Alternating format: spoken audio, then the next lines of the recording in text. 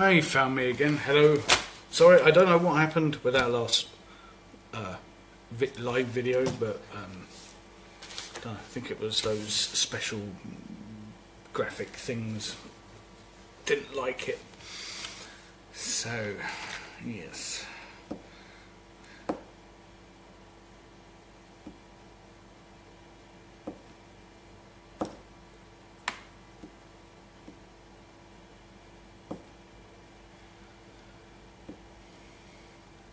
Are we expecting anyone else?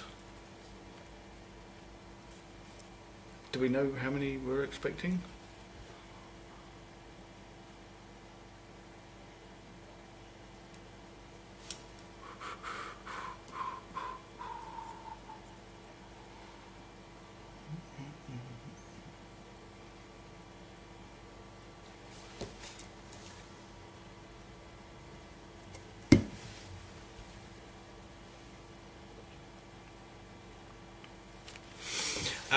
Right, who's here then? Shannon, you're here. Jolene, you're here. I tell you what I'm going to do. I'm going to disappear for a couple of minutes, and that'll give people enough time to log in and find us. So I'm going to oh, fuck it. I'll play some music so people know we're alive. I know it's 10 minutes in already.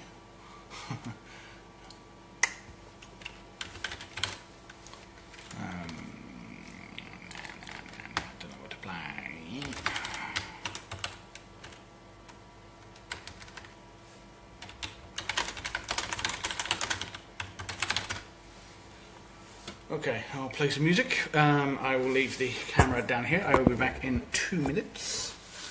Let's see what I'm reading there. And I'll see you shortly.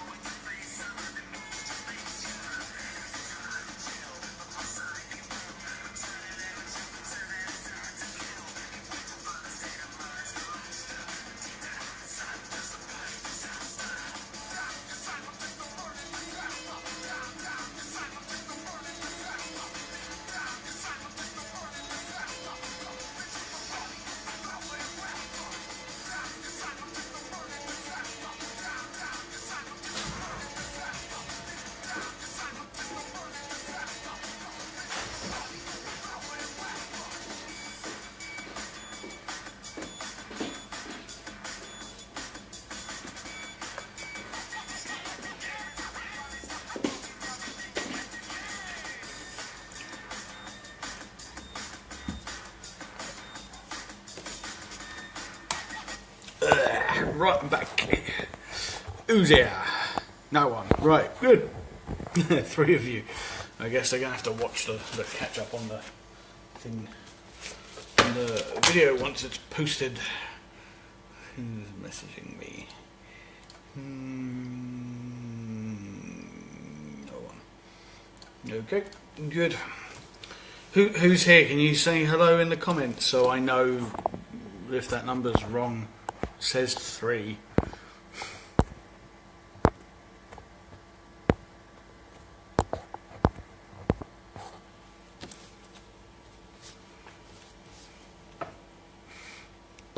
Yeah, they can watch low. I'm just wondering if I should just film this properly and put it on YouTube, but I don't know. Nah, fuck it. I'm already set up, so...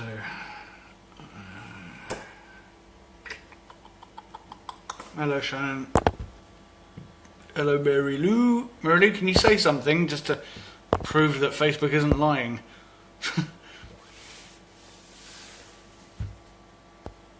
Oh, I can like comments, isn't it?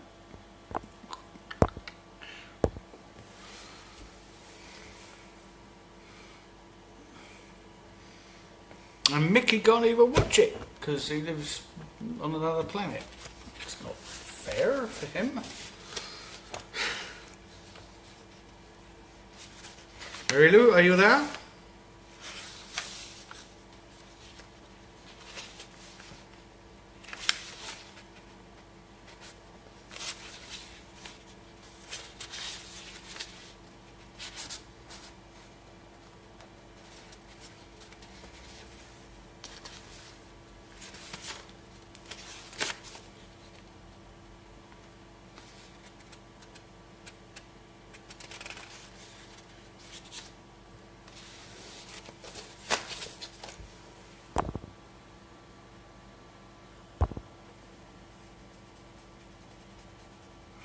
Okay, can everyone press the heart symbol so I can get started? Just boing, boing, boing, boing, you know, the usual shit.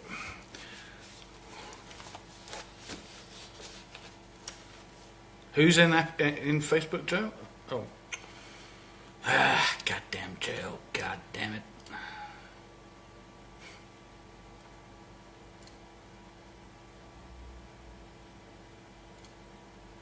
No, lovely. Lots of hearts, lots of hearts. Good, good, good, good, good, good. Okay. Right, well, might as well start.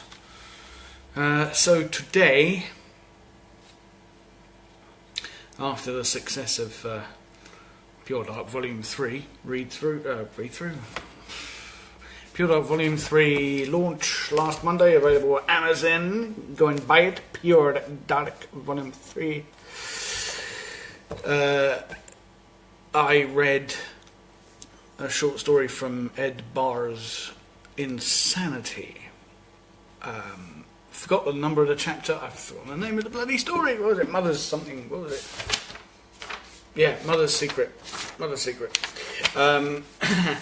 And that seemed to have gone quite well.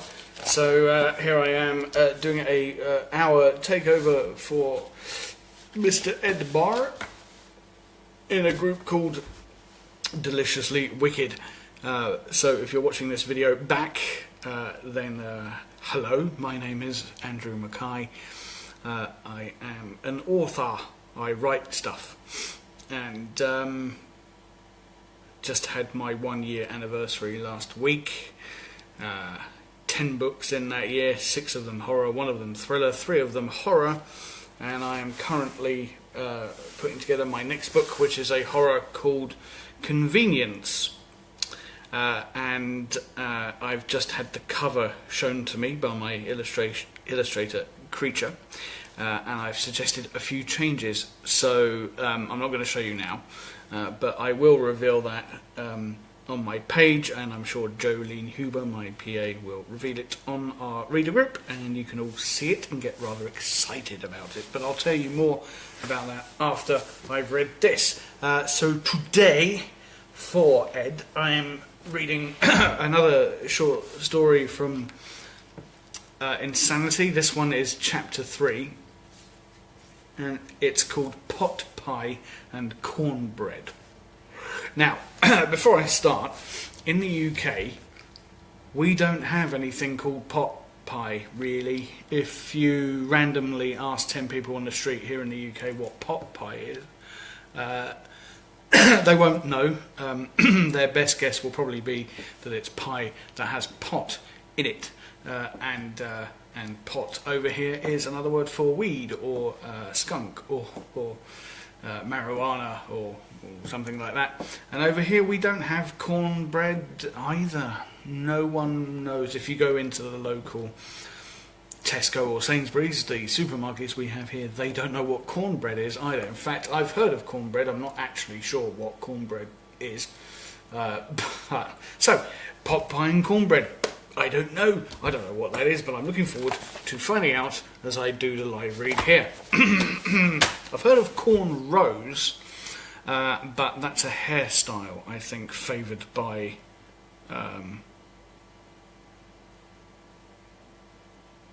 black people and white people who want to be black.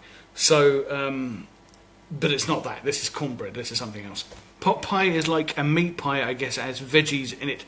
That's interesting because we have pies over here. A lot of them do contain meat and they do contain veg in some cases. So, but we still don't have pot pie, which is interesting. Anyway, so I just thought I'd preface that because obviously I'm reading American I'm reading an American story. At least I think it's American. I'm reading it with a British accent, and I have no idea what's in this story. I gather it's a horror.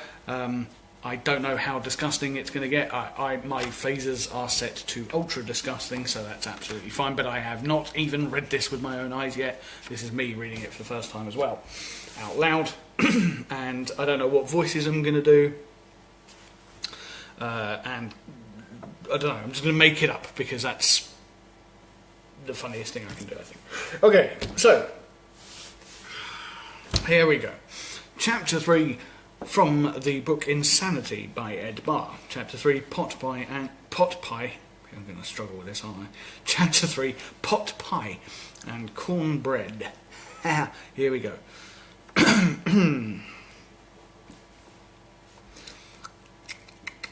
Sheila loved the mornings. It gave her time to herself. Both her infant son and mostly loving husband had a habit of sleeping in. She loved her family more than she loved anything else in the world, but she valued times like this when she was alone and able to enjoy the soaps. She needed the alone time today more than most. She needed to recuperate, to get her mind past what her beloved brother had done to her the night before. It still seemed like a nightmare, but she was certain it happened. It hadn't been the first time either. The way Trevor used to look at her, unashamedly raping her with her eyes when they were teenagers. He lusted after her, his own sister. There were so many times he snuck into her bedroom late at night when their parents were asleep. Too many nights when he crawled into her bed and... She shook the memories from her mind. It didn't matter. Trevor always denied the incidents. He had always had some excuse.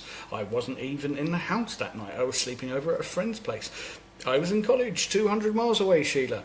The excuses went on and on. But she knew better, even if she could never prove it. The last night was different.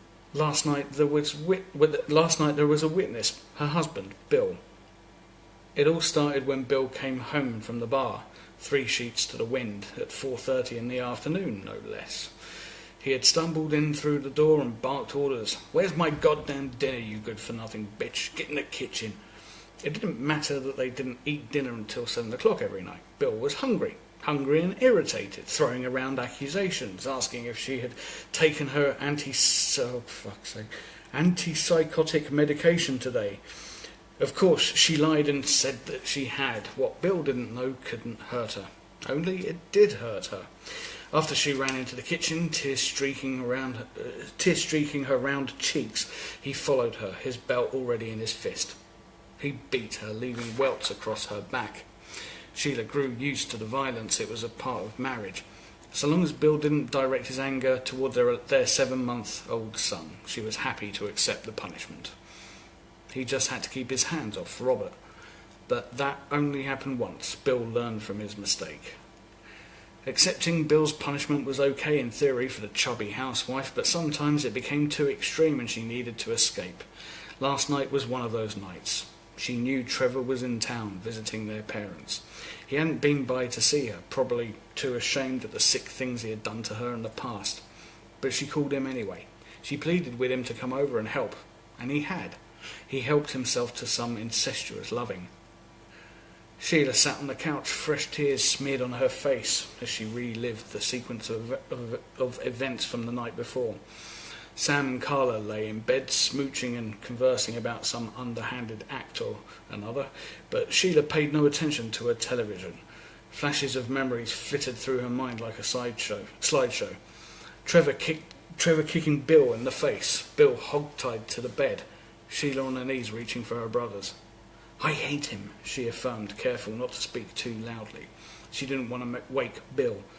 Bill needed a rest. She couldn't imagine the torment he went through, watching his brother-in-law defile his wife right in front of him. Poor Bill. After Trevor had left, leaving Bill tied on the bed and his very own sister lying in a puddle of his spunk, Bill had cried, apologising for everything. He had been so attentive that night. Once Sheila had untied Bill and watched her brother's jizz from her body, he had held her, crying into her neck. Despite the horrific things her brother had done to her, she felt a burning desire. Bill had laid back and let Sheila remove his clothes, climb on top of him and ride him until they both passed out, drained and satisfied. Her husband hadn't ever made love to her as he had the night before. Truthfully, he hadn't touched her since the one mistake he had made, hurting their kid. Sheila hadn't allowed him to touch her, but last night it was as if she had her old husband back. Bill had never been as stiff and as hard as he had been last night. She smiled, wiping the tears from her eyes, thinking about how intense her orgasm had been. A loud wailing picked up, bouncing off the walls of the hallway, interrupting Sheila's reverie. Sighing, she stood up, brushing her hands down her blue flower-printed muumuu. She had to get Robbie quiet before he woke up his father. As excited as she was to see him, to see how affectionate he might be today, he needed his rest. Sheila left the plush couch and its wood-printed surface behind and walked out of the living room. She went down the hall, rushing on tiptoes, and entered her nursery. Unlike her and Bill's bedroom, the hallway and the living room, where the walls were an eggshell white, the walls of the nursery were painted light blue. The dresser, crib and changing table were a matching colour. Bill put in a plush, shaggy white carpet, not practical for a baby, but it gave the appearance that they were walking on a cloud.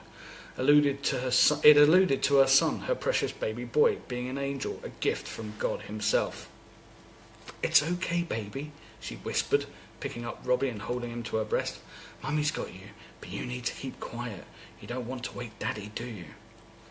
She took Robbie into the kitchen. She needed to get lunch started. Bill would be famished when he woke up, and she was a little hungry herself. She set little Robert in the bassinet in the far corner. She placed it in the kitchen a while back, so she could keep her little man close while she did her wifely duties. She rummaged around for ingredients, already knowing what she wanted to make.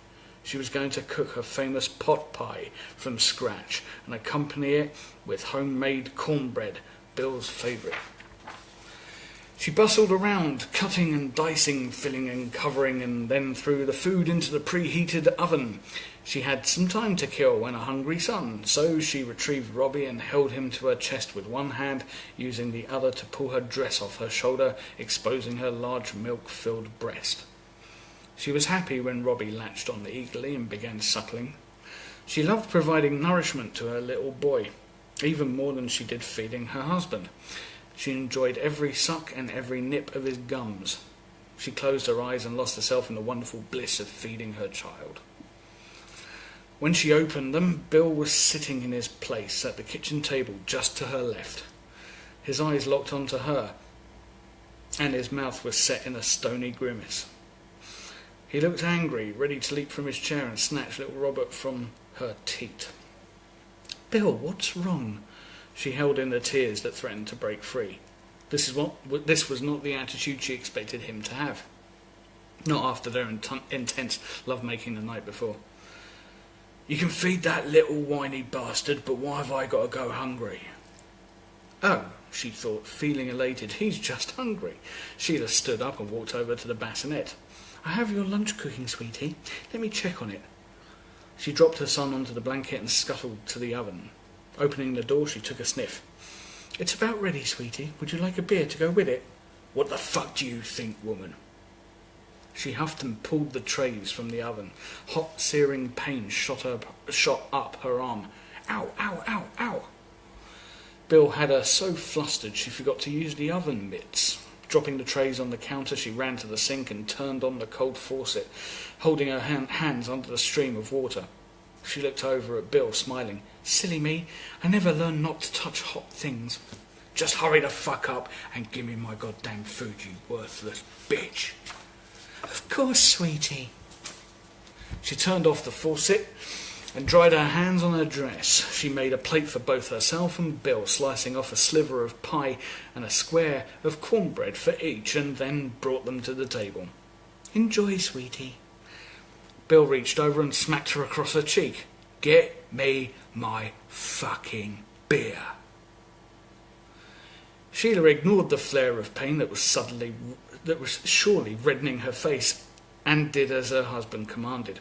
It was always better if she followed his orders without hesitation. If she could help it, she thought ahead and did them before he said to, like cooking meals and cleaning the house. She kept food on the table in a spotless home just for him. She set the beer down in front of him and gave him an apologetic kiss on the corner of his mouth. She took her seat and dug into her slice of pie, eagerly watching Bill as he took his first bite, waiting for the serene expression he would get after swallowing the savoury substance. He didn't disappoint her. With a mouthful of food, she watched him swallow, tilt his head back and sigh. She swallowed her own bite and went for more. They ate in silence, and Sheila was thankful. Silence sure as heck beat his ranting and squalling. With any luck, after he filled his belly with her homemade potpie and cornbread, she could talk him into another round of lovemaking. Sheila was halfway through her potpie and only had a smidgen of cornbread left when her phone rang. She didn't remember bringing her cell into the kitchen, but there it was. She reached over for the phone. She saw who was calling and then glanced at Bill. I'm sorry, sweetie, but it's Carol. I need to let her know what her husband did last night. Bill nodded slightly, giving her permission to answer the phone. She hit the call button. Hello, she answered. Sheila, it's Carol. Hi, Carol. Sheila shifted in her seat. How's Trevor? Oh, he's been busy with his campaigning. Oh, yeah? Sheila laughed maniacally. What do you think his chances of winning would be if I told everyone what he did to me? She heard Carol sigh. Sheila knew her sister-in-law would have trouble accepting the truth and prepared herself. What has he done to you this time? Carol asked. After Bill beat me yesterday, I called Trevor and asked for help. Sheila paused for a moment and then began to sob quietly for effect. Trevor didn't help me, did he? I have no idea, sweetheart, Carol said in her mock-soothing voice. Trevor and I just arrived back in Manhattan late last night, so I wasn't there to see what happened in Missouri. Sheila rolled her eyes. Leave it to Carol to defend her pervert of a husband. For all Sheila knew, Carol was in on it too. Carol probably waited for Trevor to return, eager to get the details. No, you're never there when he does things to me, but I bet you two have a good laugh about it later, don't you? You sick perverts probably fuck each other, thinking about how he abuses me, the things he does to me. Let me ask you this, does he fuck your mouth as hard as he does mine? Do you gag as much as I do? Do you make him come as fast as I do? Huh? Do you? Take that, you diseased slut, Sheila thought. She waited for Carol to respond with more lies. The deceitful bitch would never admit the truth, just like her creep of a husband. Pink panties? Carol asked. Whose pink panties are these? They're mine, Sheila screeched. I told you, he never believed me, but now you have proof. Oh, will you shut the fuck up? I am so sick of your imaginary bullshit. I have a real problem I need to deal with, okay? The line went dead. Sheila looked at the call screen and watched a number flash and disappear, her home screen replacing Carol's name and number.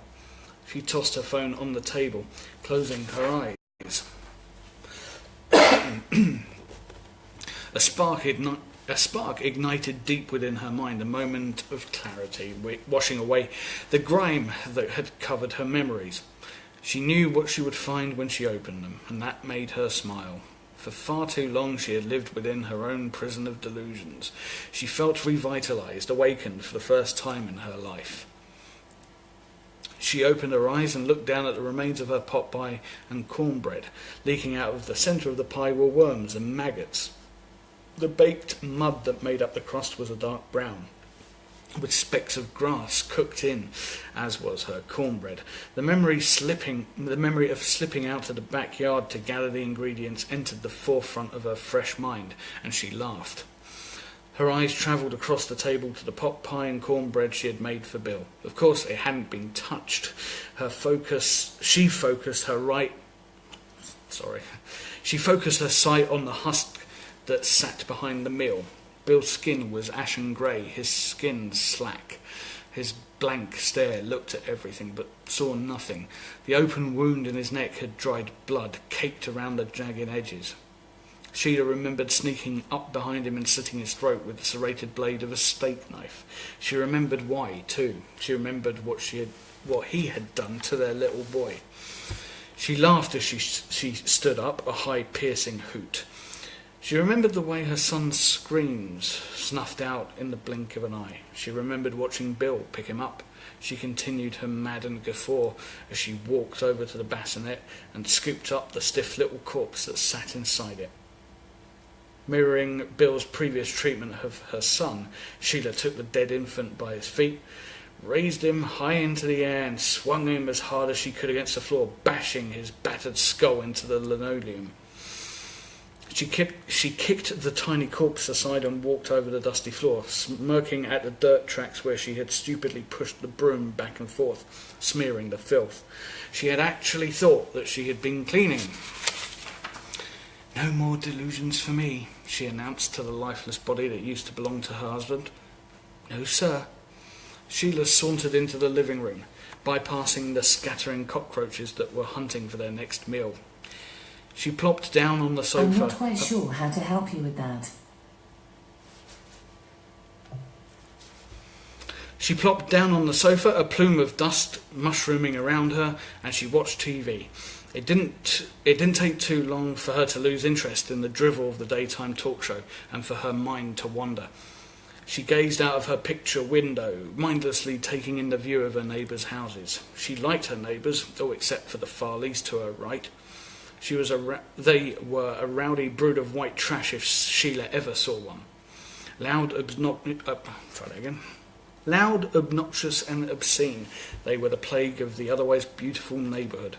Their front lawn was an eyesore with overgrown grass, car parts, beer cans and toys. Rachel and Steve Farley were in their late 20s and already had 4 children. It wasn't long before Steve lifted up his beard belly in order to get his tiny pecker to reach Rachel's rotten cunt and produce more offspring with which to further disease the world. A man in blue walked past Sheila's window, interrupting her mental tirade. Bob the mailman. As was his overly friendly custom, he knocked on the front door to hand-deliver the mail, instead of dropping it in the box like the other mail carriers did. Sheila used to love that about the 63-year-old postal worker, a hint of the old ways that had otherwise died in their now distant and uncaring society. She stood up and went to answer the door. "Hello, Bob," she said, opening the old oak door just enough for her to squeeze in her rotund body. She couldn't let him get a glimpse of the kitchen or of her husband's lifeless body. "Morning, Mrs. Danvers, just dropping off today's loot. Hopefully there aren't too many bills in there." He handed her a stack of mail. Sheila chuckled and spoke her customary follow-up. "There's only one bill here, and he's dead to the world." This exchange had gone on since before her husband's demise, but it had never been truer. Bob flashed his long-toothed grin and ran his withered hand through his short-cropped grey hair. Well, I'm off to deliver the news. Have a good one, Bob, she replied, closing the door as he turned to leave. The door almost made it to the frame, but Sheila paused, looking over at her hillbilly neighbour's yard. Steve was walking toward his house from his Camaro, his trucker hat tilted on top of his dirty blonde mullet, his large stomach stretching his grey wife-beater, and a tool boy in his hand. She had suffered their presence for far too long. It was time to act. They would be a warning to all other white trash families. Stay out of our neighbourhood. She stood at the front door, peeking out, watching Bob deliver the mail to Steve Farley and then move on to the next house. She continued to watch until Steve went inside and Bob was at the end of the block. She closed the door and went into the bedroom, going straight to the closest. She finished around at the bottom, opening up the shoe boxes in the back until she found the right one. Bingo, she sung, holding up the nickel-plated .45. She hadn't seen the gun in months, not since before the incident, but knew where her husband had put it. She also knew that he kept it loaded. She had fired it once before. It had a hell of a kick to it, but she didn't plan to use it. Too loud, it would draw the attention of too many neighbours. It was a scare tactic, just enough to get her in the door. Whistling, she went into the kitchen for the tool she did plan on using. She reached into the sink and plucked up the steak knife she had used to slit her husband's throat. Dark, dried blood caked the blade. She thought about cleaning it, but decided to try it out first. There was no sense in wasting time if she didn't need to. She walked over to Bill's corpse and jabbed the blade into his side. It went in easily and came out the same, the serrated edge ripping tiny fragments of rotten flesh on its way out. Perfect. Picking up her tune where she had left off, she left the house, holding both the pistol and knife behind her back. Most of the neighbours were at work, but the ones who were at home were too busy being couch potatoes. Sheila knew that to be a fact, being a couch potato herself.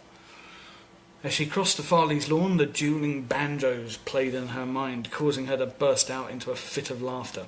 She kicked a few beer cans as she headed toward their door, silently cursing them for their trashy behaviour. She climbed the steps and stood in front of a raggedy screen door that was missing its screen, as well as the bottom hinge.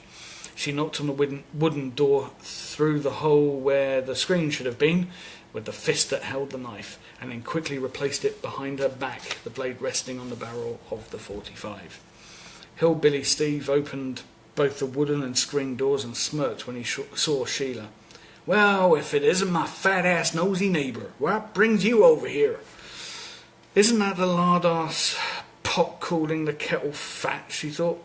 "Na na na na na na na na na," she sang. "You ready to squeal, piggy?" She laughed at his confused expression, bringing the pistol around and pointing it at his enormous gut. "What in the hell do you think you're doing?" he asked, his face turning a deep shade of red. "Put that thing away before you hurt yourself. Squeal for me, piggy." Keeping the gun aimed at the centre of his round belly, she swung her other hand outward, sinking the blade in his lower abdomen and an inch above the waistline of his holey jeans. Steve gasped, staggering backward, the blade firmly affixed to the handle held tightly in Sheila's fist slid out of his stomach, a spurt of blood arcing into the air behind it. She followed him through the doorway, plunging the knife into his gut again. A deep, wet gurgling escaped his lips as he fell backwards, his floppy arse crashing onto the dirty floor. Rachel screamed, standing up from their worn brown leather couch, wearing a small, tight white tank top, her pointing nipples poking through the sheer material, and a pair of see-through lacy blue underpants. Her yellow hair fell over her yellow-tinted glasses. "Shut the fuck up," Sheila ordered, swinging the gun toward her. She stepped over Steve as he bled all over the dingy, stained carpet and stood in front of the shrieking woman. "I said shut the fuck up." Sheila raised the knife high above her head and swung it handle first at Rachel's face, hitting her between the eyes, outweighing the wisp of a white trash woman. Sheila threw enough power behind the blow to crumple Rachel on the couch.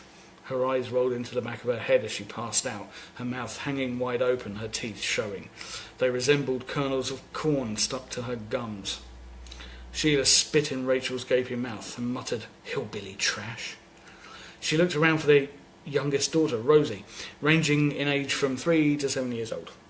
Rosie, the 3-year-old, was the only child not in school. The 5, 6 and 7-year-old children, Dylan, Carl and Carrie Ann, were too old to stay at home, wasting space like their worthless unemployed parents. Her eyes fell on a hook screwed into the ceiling, used to hang plants, sex swings, etc. Hoping that it was secured to a support beam, an idea began to form in her mind. She looked down at Rachel's prone form, and then over at Steve as he wriggled on the ground, groaning and spitting up blood, decided they weren't going anywhere, and headed for the bedrooms. She found Rosie in the bedroom at the end of the hall, sitting in the middle of the floor and playing with her older brother's fire truck. The tiny girl wore her dishwater blonde hair in pigtails, showing off the line of freckles on her cheeks. She wore a stained light blue dress and tap dancing shoes. "Rosie," she called, leaning into the room, holding onto the door jamb. Hi, Miss..." Oh, fuck's sake. "Hi, Miss Danvers," Rosie called back, waving enthusiastically. "I need to talk to your parents. Will you stay in here until they come and get you?" Sheila smiled at the little girl. She had no desire to hurt the child, having watched her own little boy die by the hands of her abusive husband. "Okay." She smiled up at Sheila and then turned her attention back to the shiny red toy, rolling it back and forth. "Fire, fire, fire." Sheila closed the door and made her way back into the living room where the elder Farleys awaited their punishment. She walked over to Rachel and sat down beside her. Sheila thought about slapping her awake, but decided against it. She didn't want to waste her time. She needed to do what she came here to do before she lost her nerve. Placing the knife against Rachel's neck, she slashed her throat open. Rachel's eyes shot open and her hands dashed toward the gaping wound in a failed attempt to keep the spurting blood inside her body. The crimson bodily fluid sprayed the wall behind the couch and the coffee table in front, leaving a haphazard pattern of droplets across the surface. Rachel tried to scream, but it came out as a sloppy, wheezing gurgle. She slumped off the couch, landing on the floor. Her hand hit the coffee table, knocking over the large can of beer that Sheila had seen Steve carry inside earlier. "I want you to see what I'm going to do to Steve," Sheila said, chuckling as she set the pestle down on the table. She knocked Rachel's hands away and stuck the tip of the knife into the corner of her left eye. Knocking the woman's hands away again, she dug the knife in, turning it sideways and scooped out her eyeball. The organ plopped out of the socket easily, but Sheila had to tug in order to get the optical nerve to sever. More blood spurted, coating Sheila's hand, arm, and the right side of her torso, face and neck. She repeated this, removing Rachel's eye. She carried the two globs over to Steve, holding them by the tiny nerve endings.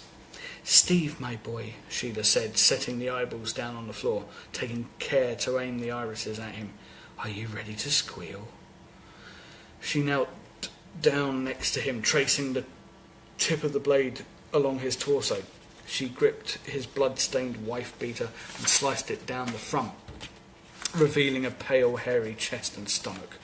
The knife wounds looked angry and swollen, turning purple and green around the edges. His lifeblood continued to leak out in slow rivulets. He looked at her through wide, horrified eyes and swung a heavy fist at her. Sheila backed away, narrowly avoiding his sloppy punch. "Don't do that." She jammed the knife into his armpit. Screaming, Steve flopped to the side, the top of his ass crack peeking out from between his jeans and shirt.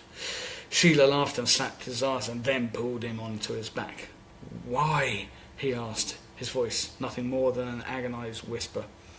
"Why?" Sheila shook her head and rolled her eyes. "Do you really have to ask? I hate you, and you deserve to die." He tried to speak again, but his voice cracked and he spit up blood. Sheila covered his mouth with her free hand and shushed him. When he stopped making those disgusting sounds that seemed to irk her every nerve, she let go. Sliding down to his waist, she looked back at Rachel's eyes. Smiling, she asked, "Are you watching?" Her upturned lips opened in an ugly way, and a loud piercing chortle ensued. She turned back to Steve's big-ass belly, shaking her head at her own joke. She placed the point of the serrated blade against the right side of his waist, just under the wide curve of his belly, and plunged it inside him. Gripping the handle with both hands, she pulled the knife toward her, straining from the resistance of his thick hide. Steve wriggled a little more, burbling as he tried to scream. His hands flailed uselessly in the air, and his feet kicked and jerked at nothing. By the time the knife reached her side of his gut, Steve had stilled, offering no resistance or unintelligible complaints.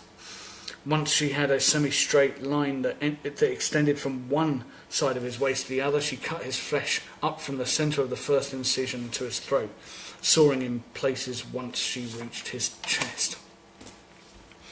She looked up at his face. His eyes were closed, the pain too much for his nervous system to bear. "That's a good boy, Steve. It's about time you cooperate." She set the knife down and then peeled both flaps of skin and the membrane underneath apart, exposing his organs. She pulled out his innards one at a time, holding them up for close inspection. His stomach was the first to go, followed by his liver, kidneys, and gallbladder. When she got to his intestines, she held the large strands in her right hand and the small in her left. They slid through her fingers and out the sides as she evaluated them. Determining that the large intestine would be the best choice, she let go of the small and scooped up the thicker of the two. She carried the bundled intestine to the far corner of the room and climbed on top of the end table underneath the hook in the ceiling.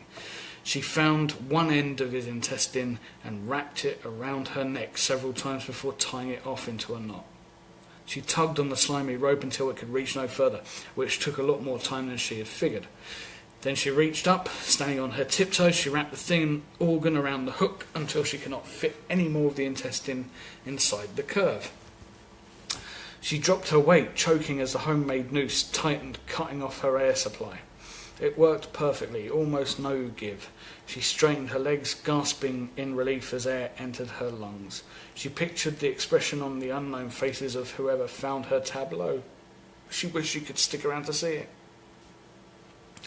Laughing, Sheila hooked her left foot under the tabletop, raising the right into the air. She gave a sharp kick, knocking the table over, and then her body dropped. The stretched out portion of Steve's large intestine snapped taut, digging into her neck. Her legs jerked under her as her body swung back and forth. Panic set in as her lungs began to burn. She could almost feel her face turning purple. The dirty living room that once belonged to the Farleys blurred and dimmed. Then everything went black.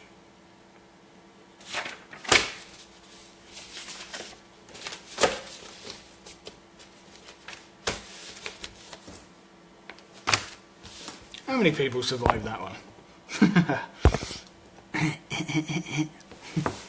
Sorry about this fucking...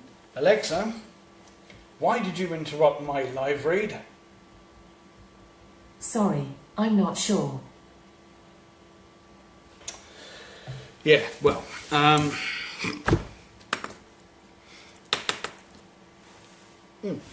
yes, another fun for all the family. Potpie and Cornbread there. Blimey. What's the main girl's name? Sheila, wasn't it? It was Sheila. Sorry. Let's see, you know what it's like when you read out loud first and you haven't had time to process it. Sheila. Yes, Sheila. Wow. Well, she's really angry, isn't she? Oh, holy shit. It's a work of fiction, so who gives a shit? I'm one to talk with the events that happen in my book, but can you actually hang yourself with someone's intestine? Can you do that? Well, I mean, would it work? Because if I wrapped it, wouldn't the weight? I mean, is the intestine made of really rope-like material? Would it? And then wouldn't it just sort of pull apart like chewing gum, like really strong chewing gum? I don't know. I could Google it, but I don't think I'd find the answer. I don't know. I don't know. What did you think of that then? Did you enjoy that? Was it good? Fucked up a lot reading that one. There's a real humdinger right at the end. It's really weird. Where is it? Where is it now? Can't find it. It was Chore. C-H-O-R. Fuck if I can find a bloody thing there. Yeah. Yes. So a chore, and then but I said chore thinking it would be chorus or something. No, I thought it was going to be chorus. It turned out to be chortle. So I fucked up and had to go back. Haha, very funny. It would be a stretch, wouldn't it? Yes. Yeah, it's yes, Shannon. It's I've read 2 stories from Insanity now, and they are fucking bonkers in a good way, and they're very violent, and gory, and stuff like that. Which is what you want, isn't it, when you read a horror out loud. Who's here then? No, I don't know. I think it's just us 3. I think.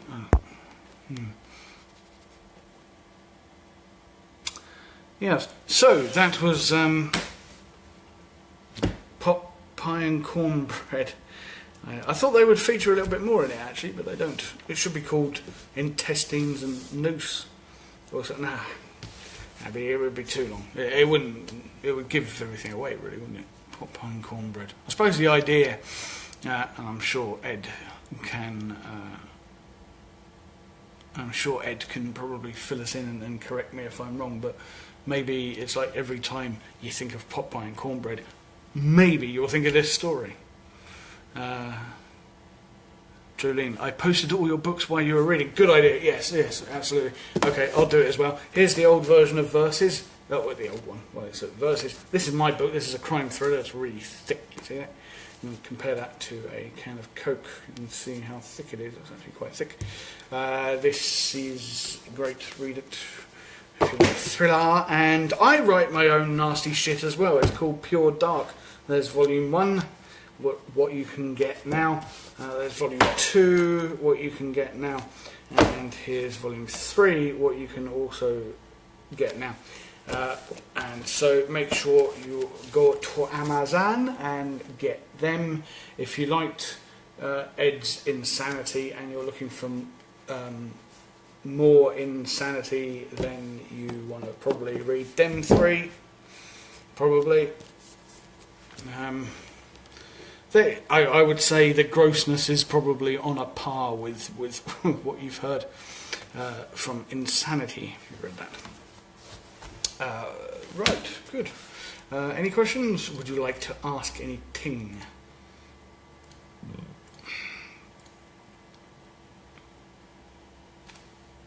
Did you really, Shannon? Oh, good. Did you read them? If you did, can you review them, please? Yeah.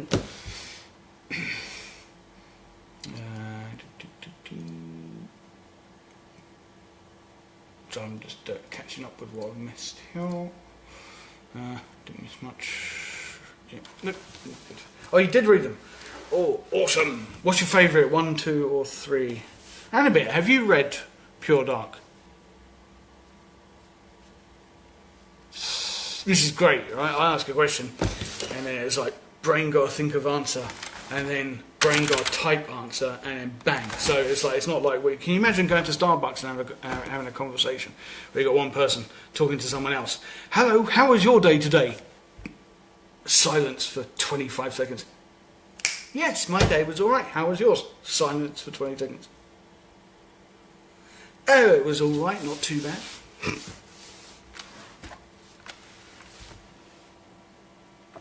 Yes, Johnny and I will be publishing this video. It's all good. Yes. So, 2. Number 2 is your favourite. Can I ask why Pure Dark Volume 2 was your favourite? 2. One with the woman and the cat and the doll.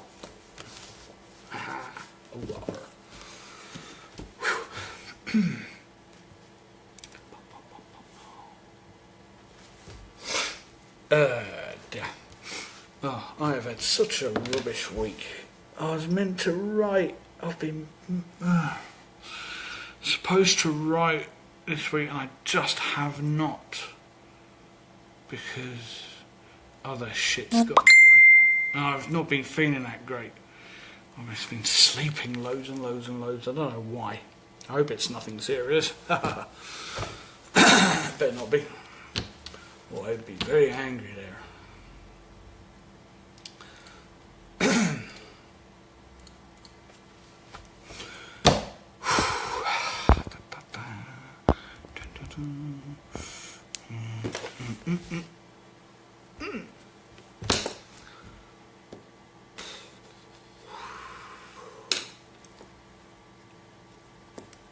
How are you all? Are you all fine? You all great? Bit hungry actually. I might get something to eat.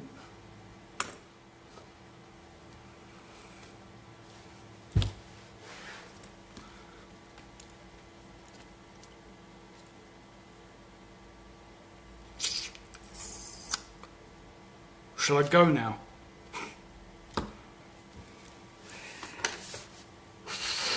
Ooh, excuse me. Right, okay. Shannon, do me a favour, can you message me and tell me why Pure Dark Volume 2 is your favourite? Available from all good Amazon retailers along with Insanity.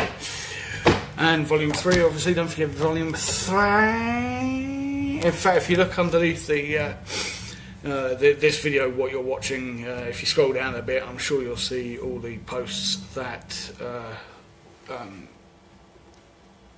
that have all the wonderful stuff on it. Well, I hope you enjoyed that. Potpie and Cornbread, Chapter 3 of Ed Barr's Insanity. Lovely. And I will see you motherfuckers very soon. Goodbye. Goodbye.